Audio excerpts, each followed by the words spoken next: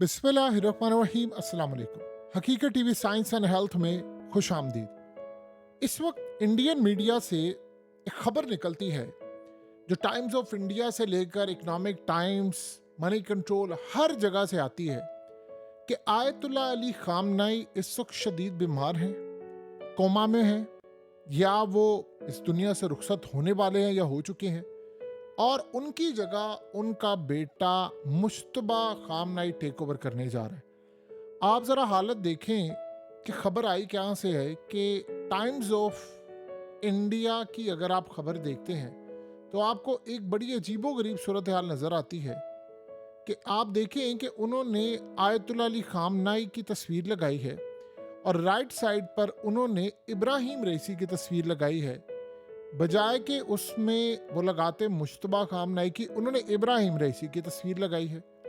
हम अक्सर औकात देखते हैं कि इंडिया से, इंडियन मीडिया पर बहुत सारी यानी ऐसी खबरें आती हैं जो झूठी होती है। उनके अपने लोग, जाहिर सी बात है, इंडिया के अंदर तंग हैं इस बात से कि खबरें झूठी आती हैं। बड़ी दफ़ा वहाँ पर ऐसे कई मीडिया आउटलेट भी काम करते हैं जो उनकी न्यूज़ को यानी वेरीफाई करते हैं, फैक्ट चेक करते हैं। लेकिन ये जो सिलसिला शुरू हुआ है कि ये जो खबर आई है ये इंडियन मीडिया पर खबर भेजी गई है। देखिए, इंडिया के ईरान के साथ हैं बड़े गहरे ताल्लुकात, बहुत ज़्यादा गहरे ताल्लुकात हैं।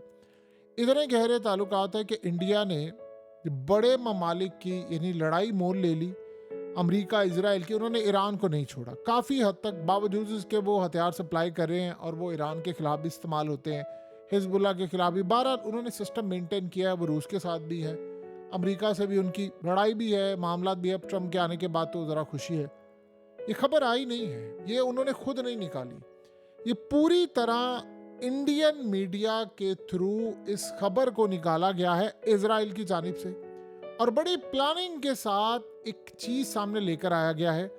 और अगर आप गौर से देखें तो इस वक्त इंडियन मीडिया, हमेशा बहुत दफ़ा हम देखते हैं कि वो ब्लंडर कर जाता है।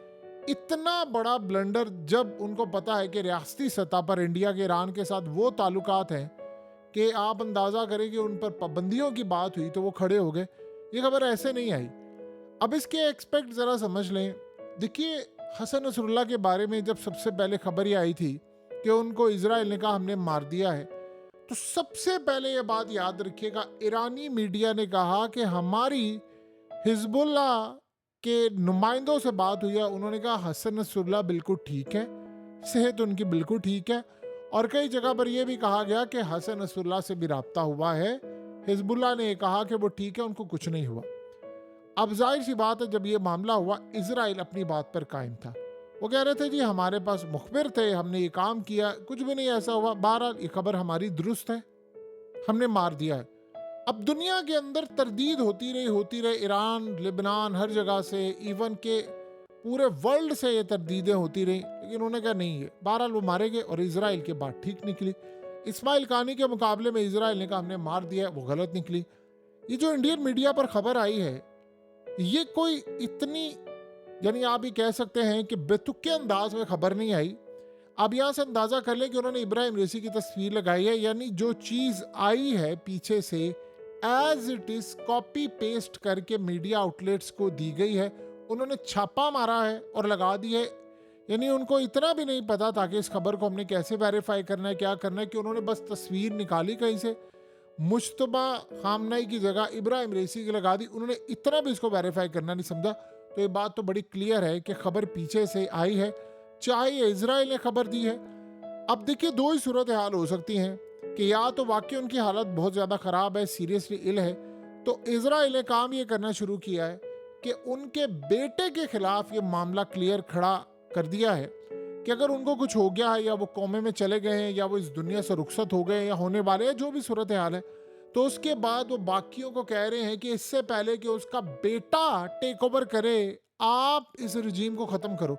आप इसको डॉट्स को कनेक्ट करते जाएं। नेतन्याहू की 3-4 दिन पहले वाली जो तकरीर थी, जिससे उसे अवाम को कहा कि अनकरीब आपका और हमारा साथ होने वाला है, ये पुरानी तकरीर नहीं, ये नई रिसेंटली जो 2 दिन पहले की है, उसमें उन्होंने कहा कि आपका हमारा, हम आपके साथ ताबुन करेंगे, इन्वेस्टमेंट होगी और हमारे पास बहुत सारी चीज़ें हैं, हमारी टेक्नोलॉजी, हम आपके साथ रहेंगे, हमने लड़ाई ख़त्म करनी है। हमारा ये तो सिर्फ उसने कहा आयतुल्लाह अली खामनाई की वजह से, उसने कहा मुझे बहुत सारी ईमेल्स आई हैं, बहुत सारे लोग आए हैं। तो ये बात असल में उसने जो कही है वो ग्राउंड तैयार कर रहे हैं। देखिए, दो ही सूरत हाल हो सकती हैं, या तो आयतुल्लाह की वाकई तबीयत बहुत ज़्यादा ख़राब है, या जो इजराइल कह रहा है वो बिल्कुल ठीक है और वो रोकना चाह रहा है बाकी तमाम जो अंदर बैठे हुए, जाहिर सी बात है इजराइल के मुखबिर भी तो हैं, तो वो हैं जो इक़्तिदार पर नज़र रखे हुए, या वो हैं जो आयतुल्लाह की कुर्सी पर नज़र रखे हुए हैं कि ओहदा हमने लेना है। तो इस सूरत हाल में वो उसको पैगाम दे रहा है कि होने वाला है, तो आप इस सारे मामले पर तैयार रहें, आपने काम नहीं होने देना। क्योंकि आयतुल्लाह का बेटा जो मुश्तबा खामनई है, याद रखिएगा, वो अपने बाप के ज़ेरे साया पड़ा है, तैयार हुआ है, पला बड़ा है। समझ लें 40 साल से उसको तैयार किया गया है उनके ख़ास तौर पर जानशीन के तौर पर कि वो आएगा, टेक ओवर करेगा। और इस वक्त अगर उनको ही रिप्लेस करना है तो उनके बेटे से बेहतर कोई नहीं है। ये बात याद रखिएगा, अगर बेटा ना आया तो ये फिर आप भूल जाएंगे ईरान जिस तरह जवाब दे रहा है वो दे पाएगा। और ये भी ज़हन में रखिएगा कि जिस तरह आयतुल्लाह अली खामनाई के दौर के अंदर जवाब मिला है, ये भी कुछ नहीं कहा जा सकता कि इस तरह का जवाब जो हमला किया इजराइल पर वो हो सके। अब जो दूसरा सिनेरियो है उस पर आ जाते हैं कि या तो इजराइल को समटाइम ऐसा होता है कि ऐसा मामला वो सामने लेकर आ रहे होते हैं कि वो कोई काम करने वाले हैं, यानी या उन्होंने कोई प्लानिंग कर रखी है कि हमने उनको मारना है या रास्ते से हटाना है। तो इस सूरत हाल में वो ग्राउंड पहले से तैयार कर रहे होते हैं कि हम लेट से कल को कोई हमला कर देते हैं या कुछ कर देते हैं और उसमें उनको कुछ हो जाता है, तो ये जवाब पेश किया जाए कि वो तभी मौत मरे हैं या इस दुनिया से रुखसत हो गए या उनकी कोई वफात हुई है। ये इजराइल के प्लान्स है। वो असल में बड़े प्लान्स बनाकर खेलता है। वो तो ये समझ रहे हैं कि अगर हम कल को ये काम करें तो हम ईरान को मौका देंगे कि आप बजाय ये कहें, जैसे इब्राहिम रईसी के साथ हुआ। बच्चे को पता है कि इब्राहिम रईसी के हेलीकॉप्टर के साथ क्या हुआ, लेकिन ईरान ने यहाँ पर बहुत बड़ा ब्लंडर किया। अगर वो ब्लंडर ना करते तो आज इस्माइल हानिया जिंदा होते, और शायद ये भी पॉसिबिलिटी है कि आज हसन नसरुल्लाह भी जिंदा होते, जो हिजबुल्लाह की क़यादत है वो भी जिंदा होती। तो उस वक्त उन्होंने मट्टी डाली, पर्दा डाला, तो इसका खमियाजा उनको भुगतना पड़ा। बहरहाल इस सारी सूरत हाल के अंदर वो एक पैगाम ये दे रहे हैं कि हम कुछ करने वाले हैं, तो अगर ये हो जाए तो ईरान फेस सेविंग कर ले, कहकर कि हाँ जी वो तो बीमार थे, उनके बेटे को कह दिया कोमा में है। यानी हमारी स्टोरी बिल्कुल सामने ले आए। और तीसरा सिनेरियो ये है कि इस सारी सूरत हाल में इसराइल को खबर गलत फीड की गई है।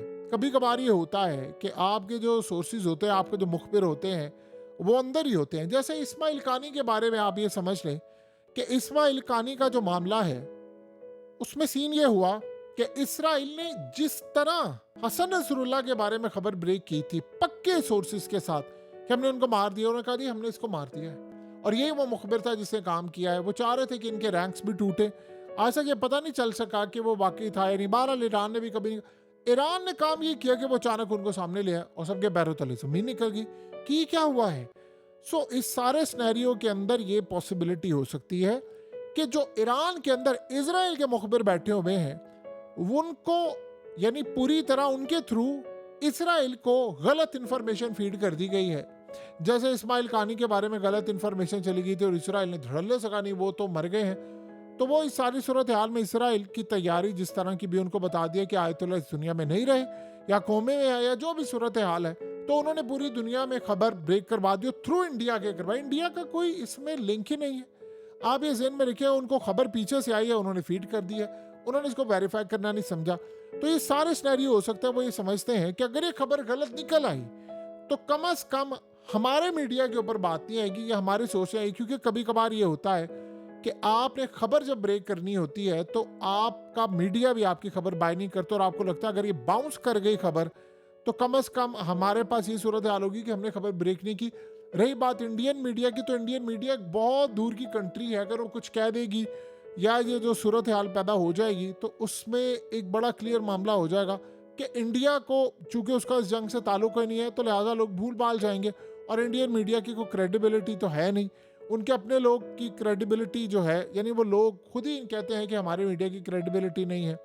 तो इस सूरत हाल में कोई इतना ज़्यादा फर्क पड़ने नहीं वाला। तो इस दफ़ा खेल बड़ा खेला गया है। ये सारे सिनेरियोज आपके सामने रखे हैं, लेकिन एक बात आप ज़हन में रखिएगा कि इसराइल इस दफ़ा बहुत ज़्यादा शोर है, और उन्होंने इंडियन मीडिया के थ्रू ये काम किया कि उन्होंने जो वर्ड्स आए हैं, जिस जिस मीडिया चैनल को हर एक को अलग अलग वर्जन दिया गया है, और अचानक से सबने खबरें ब्रेक करना शुरू कर दी। वो बीमार हैं, उनके बेटे आगे आगे क्या लिखा हुआ है, सोर्सेस पता है सबको है, खबर कहाँ से आती है, सोर्सेज आपने आगे लिखकर आपने कंफर्म कर दिया कि ये मामला है।